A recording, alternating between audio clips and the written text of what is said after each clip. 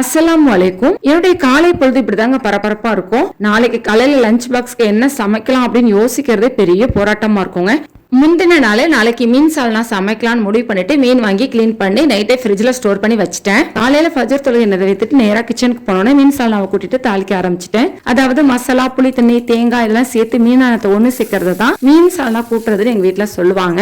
மீன் சால்னா அப்படின்னாவே கண்டிப்பா தேங்காய் பால் சோறு தாங்க செய்வேன். தேங்காய் பால் சோறு மீன் சால்னாக்கு இந்த மெத்தட்ல தாங்க தாளிப்பேன். அதாவது எண்ணெய், வெந்தயம், வெங்காயம், இஞ்சி பூண்டு, கருவேப்பிலை. இஞ்சி பூண்டு வாசனை ஒரு 3 நிமிஷம் போற அளவுக்கு வதங்கினா போதும். தேங்காய் பால் சேர்த்து ட்ரை சேர்த்துக்கோங்க. இந்த மெத்தட்ல தேங்காய் பால் ட்ரை செஞ்சு மீனானத்தோட சேர்த்து சாப்பிட்டு பாருங்க. டேஸ்ட் செம்மையா இருக்கும். மீனானம் அப்படின்னாவே கண்டிப்பா ஒரு காய்கறி இருக்கணும். இன்னைக்கு நான் கேரட் பொரியல் தான் செஞ்சிருக்கேன். கொஞ்சமா எண்ணெய், கடுகு, கருவேப்பிலை, காஞ்ச மிளகா, வெங்காயம் சேர்த்துட்டு வெங்காயம் நிறமாறி வந்ததுக்கு அப்புறம் 1/4 கிலோ கேரட்டை பொடிசா கட் பண்ணி வச்சிருக்கேன். கேரட்டை சேர்த்துட்டு 1/4 ஸ்பூன் அளவுக்கு உப்புத்தூள் சேர்த்துக்கலாம். கேரட்டுக்கு ரொம்ப உப்புத்தூள் செல்லாது. ஸ்டவ் வந்து ஹை ஃபிளேம்ல வச்சுட்டு நல்லா வதக்கி விட்டுட்டு 1/2 டம்ளர் அளவு தண்ணி சேர்த்துக்கலாம்.